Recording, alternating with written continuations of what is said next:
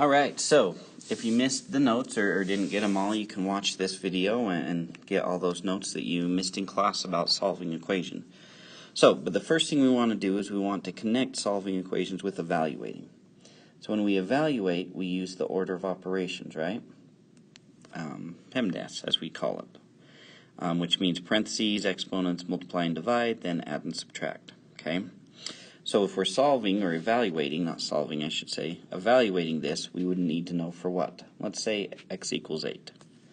So there's multiple ways we could do this, but we would substitute in 8 for x. Okay. So then our first step would be we want to multiply 6 and 8. Okay. So 6 times 8 would give us 48.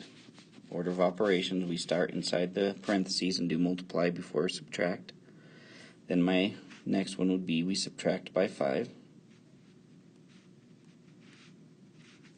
Okay, giving us negative 2 times 43. Okay, then last we would multiply or times by negative 2. That would give us negative 86. Okay. Now, looking at this, we can see that we're using the same thing, but it's equal. Okay. So negative 86 equals that expression over here. And we already know what x is going to be, right? Because we already saw it in the previous problem. So when we evaluate, we use PEMDAS. So when we're solving, we use the opposite of PEMDAS, which we call SADMAP. Okay, and we do it to undo what's been done. So, looking here, we've got multiplication. Well, first I'm going to divide by negative 2.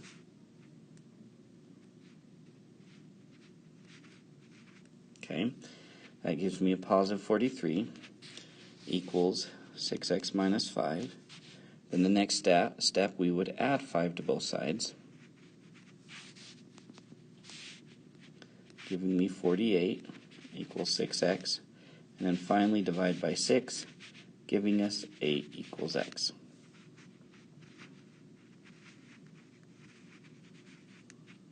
Okay. Now, what we should notice here is there's some similarities, right? We look at these numbers. Okay, we can see those same numbers popping up, can't we? Okay, that we saw here. And so if we're over here, instead of just what are differences, what's the same? Well, they're using the same numbers, or we see the same numbers in the steps. So now what would be different? Okay, well if we go back here, what's different is, and if we look at the order's different, same numbers, the order's different, but they're also doing the inverses. Okay, instead of adding, we're subtracting. Instead of multiplying, we're dividing. So they have inverse operations, as we call them, and we have them in reverse order. Okay. Now, some of you may have been looking at this one and said, actually, the way we'd solve that is we would distribute first. We'd distribute that negative 2.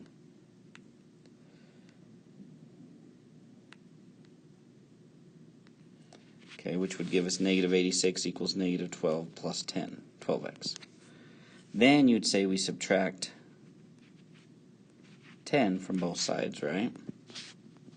Giving us negative 96 equals negative 12x. Then we would divide by negative 12, giving us positive 8 equals x. And you'd say now those similarities and those differences aren't the same. However, we could also have, distributed right here and ended up with negative 2 times 6 times 8, okay, plus negative 2 times 5, which would be 10. That would give us negative 96 plus 10, Or we could think of this as negative 12 times 8. Okay, we'd say first we distribute, then we times by negative 12, and then we add 10. Negative 86. Okay, so we could do that and make it match up, depending on which way we're doing it. And there is more than one way to do it. Okay, but the idea here is that in summary, when we're solving equations, okay, we can write for solving equations.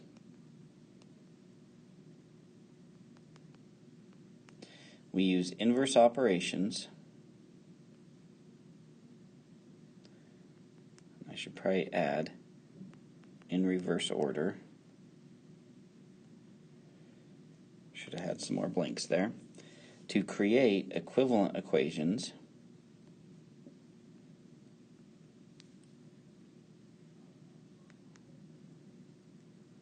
okay, just like we did here, we created one equation, two equations, three equations, four equations. Those equations all have x equaling 5 or 8. We do that until we get to the most simple. Okay, the most simple being 8 equals x. Why? Because it tells us exactly what the variable will be. Okay, it tells us exactly what the variable will be. And that's really the basics of solving an equation. Now, the question comes up, why can we do that? Okay, well, we have properties of equality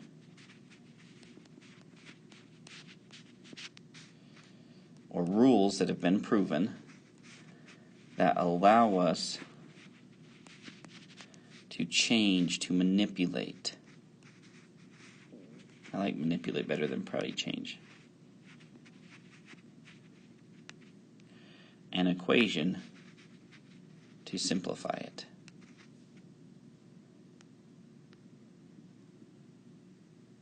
Okay, that's what allows us to do what we do to those equations. So the rest of these notes are just looking at some of these properties we use and seeing how to use them. Okay, so the first, and I lumped these together, the commutative properties of addition and multiplication, associative. So the associative is basically a plus b plus c equals a plus b plus c. Multiplication, same idea, just with multiplication.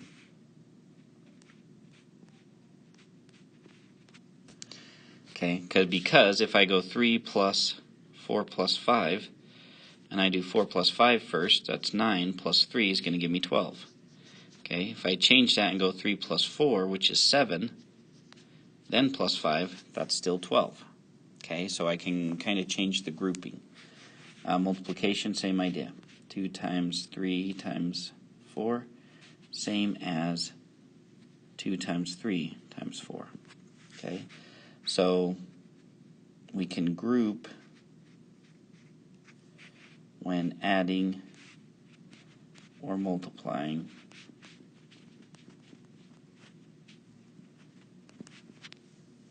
in any order. Okay. Now the cumulative is simply that a plus b is going to be the same as b plus a. Or, a times b is the same as b times a. So basically that order doesn't matter.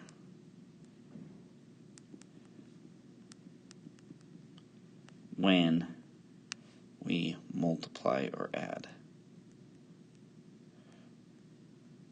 Okay? Because 5 plus 6 is 11, which is the same as 6 plus 5. Or 2 times 7 is the same as 7 times 2. Okay? They're all the same. So that just kind of helps us when we're solving. Say we have, 5 plus 3x plus 1. I can group those two separately, and then those two could be combined. Okay.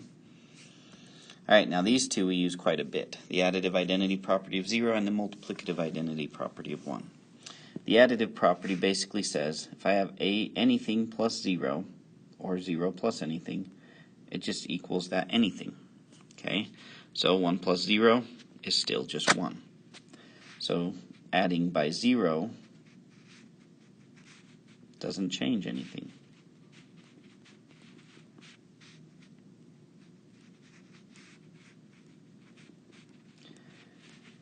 Okay, the multiplicative identity property is the same, it's just times 1. Okay, multiplying by 1 has the same effect as adding by 0. So multiplying by 1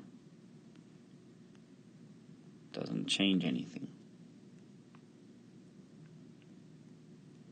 Now we can manipulate it in math so it makes it look easier, okay? And that's kind of what we're doing. To solve, we're trying to make things equal to 0 or 1 in this way so that we can then just drop them. Just make sure they're gone. Okay? And we use these two quite often, the additive identity and multiplicative identity when we're solving. Alright, now these others are kind of simple and they'll seem stupid, but we still need to have them and understand that they work. So reflexive property of equality, A equals A. If I have 2 on one side, it's going to be equal to the 2 on the other side, okay, which can be critical. So something is equal to itself. But it has to be said. Okay. Now the symmetric property says if I have A equals B, then, right, if, then B equals A. Okay. 2 equaling X is the same as X equaling 2. Okay. So when we think about that one, it says if two things are equal,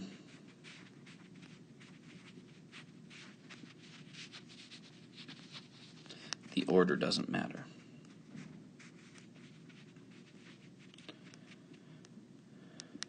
So 2 equals X, same as X equals 2. Alright? Now, transitive property of equality goes if A equals B and B equals C, then A has to equal C as well. Okay? So if X equals 5 and X equals Y, I know that Y equals 5 also. Okay? So if two things, and I use the word things instead of variables or numbers because it can be anything. Okay? For these properties, they work in any situation. So if two things are both equal to a third thing,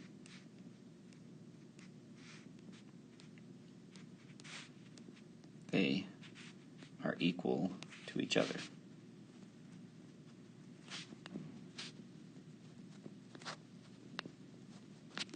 That's a transitive property of equality.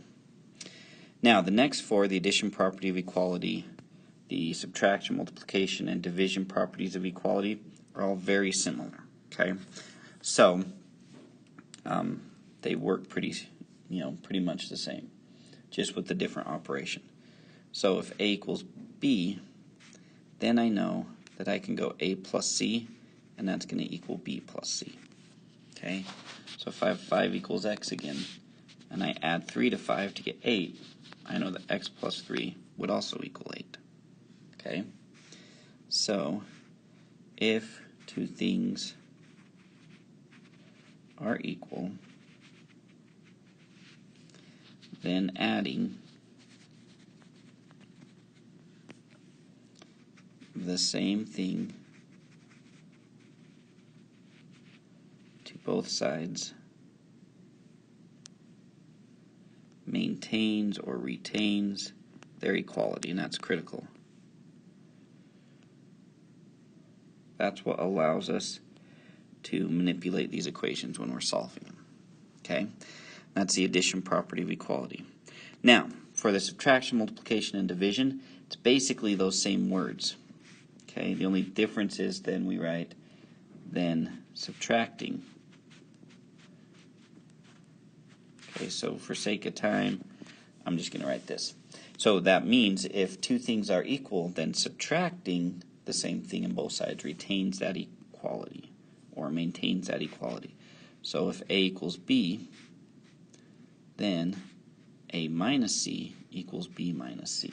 Okay, that's really what we're saying. Just like with the addition, it's just subtraction. So if 3 equals y, and I subtract 2 from 3, I also have to subtract 2 from y to maintain that equality. Okay? Multiplication and division are exactly the same. Okay? If a equals b, then a times c equals b times c. Division. If a equals b, then a divided by c equals b divided by c, which I could also write it in fraction form, because that means division too. Okay? Again, words are the same. If two things are equal to each other, then multiplying by a third thing, or by the same thing, still maintains their equality. Okay? Again, two things are equal, then dividing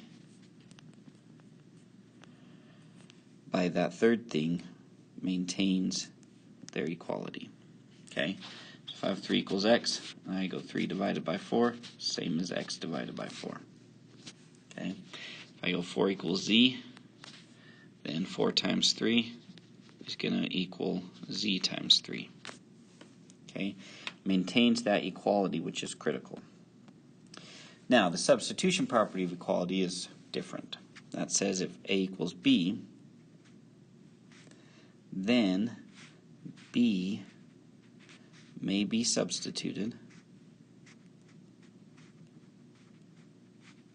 for a in any expression containing a. So if I have x equals 5, and I have 3 times x minus 1, I can substitute that 5 in for x and solve it, or evaluate it. Okay? So, and that works the opposite way too. If this were 5, I could substitute in x. So if two things are equal, then they can be used interchangeably. I think that's how you spell interchangeably. So either one I can use in any manner as needed. Okay? Alright, almost there, guys. Okay, distributive property of multiplication over addition. So if I have a times b plus c in parentheses, it's the same as a times b plus a times c. Hence, we can distribute the a. So if I have 3 times x plus 1, that's like 3x plus 3 times 1, or 3x plus 3. Okay? So, anything being multiplied to multiple things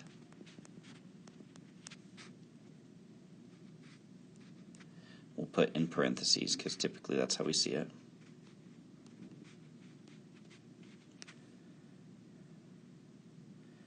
It can be multiplied, and I'm going to run out of room here, by each piece separately.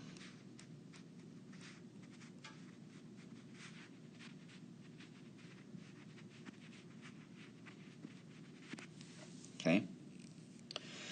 Alright, so let's take a look at some examples here now and see how we're going to do this. So what we're going to do here is we're going to solve the equation as well as provide the justifications for why we can do it. Okay? Now, if you're still struggling with solving these equations, think of it this way. If I were evaluating this, right, just kind of going back to this concept, if I were evaluating it, what's happening to my variable? Well, I'm going m divided by 2, so I'd start by dividing by 2. Then I'm adding a negative 4, which is the same as subtracting 4. Okay? So you can put adding a negative 4 or just subtracting a 4. So to solve, I'm going backwards, doing the inverse. So I would subtract by negative 4. That's the same as adding by 4. And then I would times by 2. And I start with the adding of 4. So I add 4 to this side. Now, I want to maintain equality because the whole point is to create those equivalent equations. Okay, I did an inverse operation. I want to create an equivalent equation that's more simple. So I choose adding 4 because negative 4 plus 4 gives me 0. And 0 plus m divided by 2 is more simple. But to maintain this equality with this original equation, I've got to use that addition property of equality to do that. Okay, I've got to do the same to both sides, and that addition property of equality tells me that I can do that. Okay, so negative 8 plus 4 is going to be negative 4. Now, I don't want that plus 0, but I can drop it because of that additive identity property of 0. Okay, where adding 0 does nothing, and I end up with m divided by 2 equals negative 4. Okay, now this equation is more simple than this one. Okay, so we're on track. Now it's m divided by 2, so what I want to do is multiply by 2 to both sides. Okay, that'll give me 2 over 2 gives me 1m equals negative 4 times 2 is back to negative 8.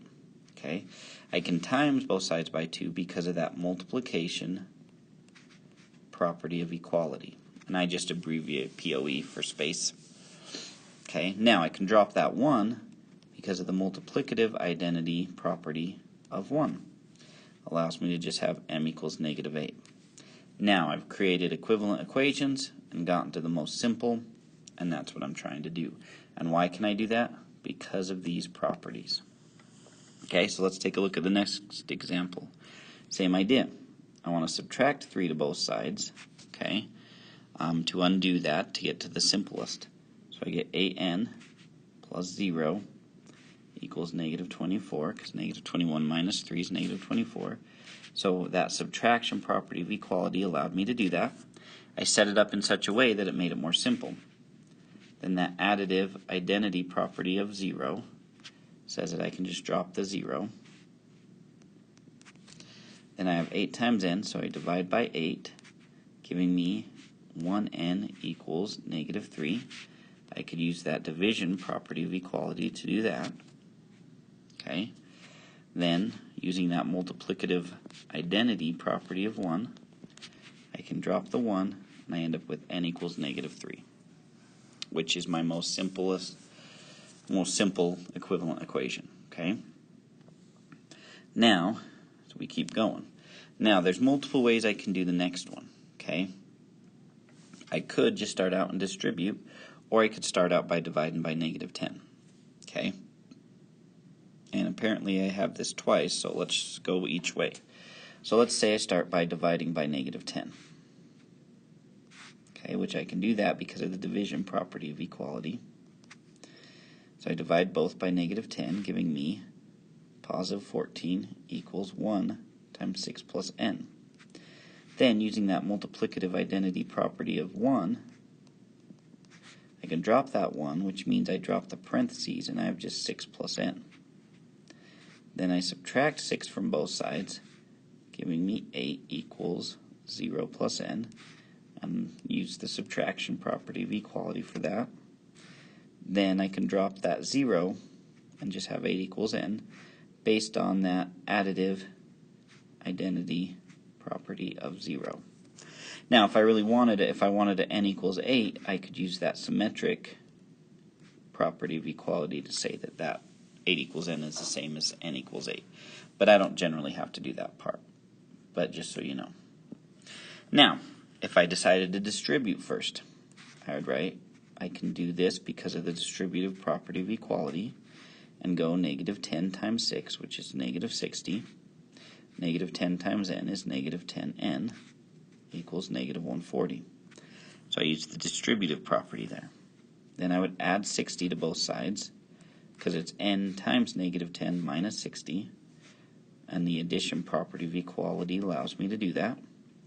And I would end up with negative 80 equals 0 minus 10n, drop to 0 because of the additive identity property of 1, or of 0, sorry. So negative 80 equals negative 10n. divide by negative 10. I get positive 8 equals 1n, which I can drop the 1 to get 8 equals n. So I use the division property of equality right there. And finally, the multiplicative identity property of 1. Okay. Same answer, different equivalent equations, different process, same result. Okay, now, on this one, I could try to divide by 6, but because of this plus 2n out here, we don't want to. So we want to definitely use the distributive property here first. So I use the distributive property of equality. That gives me negative 106 equals 6 times n is 6n. 6 times negative 7 is negative 42 plus 2n. Okay. Now, if I wanted to, I could use the associative property to make that 6n plus 2n and then minus 42, realizing that I can just kind of rearrange that. Typically, we don't worry about that, but in this one, we'll do it.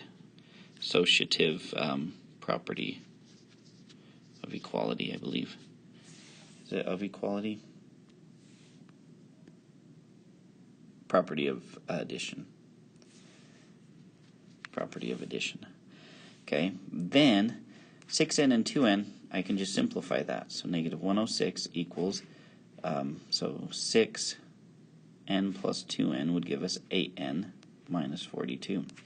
Now, that's no property, that's just a simplify. Okay, I just simplified two numbers into one, two coefficients into one. So now I could add 42 to both sides because of that addition property of equality.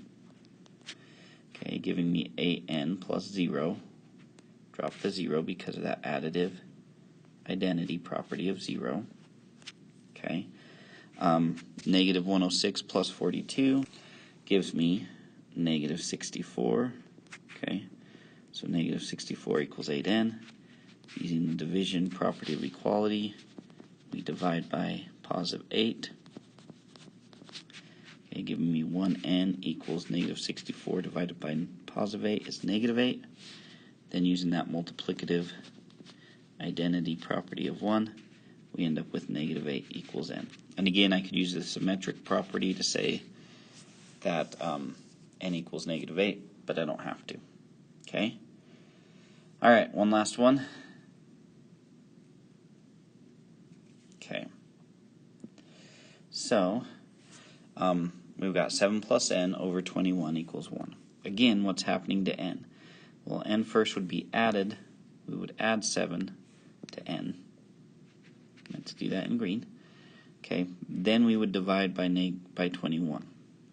So, for solving, if we're going opposite of evaluating, we would times by 21, then subtract 7. So we're going to use the multiplication property of equality, then the subtraction property of equality. So I start off times both sides by 21 because that multiplication property of equality says I do that to make the equivalent equation. That becomes 1 times 7 plus n equals 1 times 21 is 21.